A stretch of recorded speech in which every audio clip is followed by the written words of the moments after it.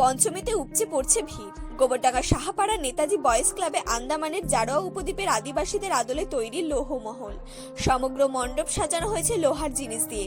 সমস্ত দৈনন্দিন ব্যবহৃত খুঁটিনাটি লোহার ফেলে দেওয়া বস্তু দিয়ে তৈরি এই খুব সুন্দর মহল।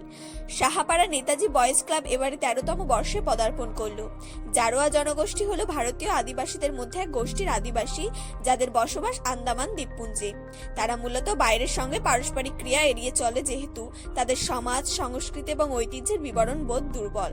তাদের নামের মানে মূলত পৃথিবীর মানুষ অথবা প্রতিকূল মানুষ।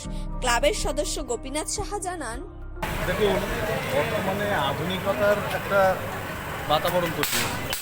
আজকে দাঁড়িয়ে আমাদের বলতে হয় যে থিমের পুজোতে আমরা কিন্তু প্রায় প্রবেশ করে ফেলেছি। তো আমরা সেইখানে দাঁড়িয়ে আজকে এবছর আমাদের 13তম বর্ষ সাহাপাড়া নেতাজি বয়েজ ক্লাবের। তো আমরা সবসময় একটু আধুনিকীকরণ ভাবনা চিন্তার মধ্যে থেকে এই কনসেপ্টটা আমাদের মাথায় এসেছে। তাই আমরা থিমের মধ্যে অনেকদিন আগেই প্রবেশ করেছি। এবছর আমরা থিমের মধ্যেই প্রবেশ করেছি। এতদূর অঞ্চলের হাড় ও নার্ভের চিকিৎসার একমাত্র নির্ভরযোগ্য প্রতিষ্ঠান ফ্যালকন অর্থোপেডিক ও জেনারেল নার্সিং হোম, নোকপুল থেকে গোবরডাঙ্গা রোডে।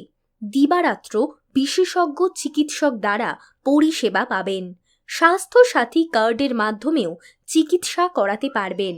নার্সিংহোমের আউটডোরে বসছেন প্রতিষ্ঠিত বিশেষজ্ঞ চিকিৎসকগণ। যোগাযোগের ফোন নাম্বার 8376817770। আমরা যে সিচুয়েশনটা পার করে আবার একটা নতুন জগতে ফিরে এসেছি, এটাই অনেকটা নিজেকে অন্যরকম অনুভূতি হচ্ছে।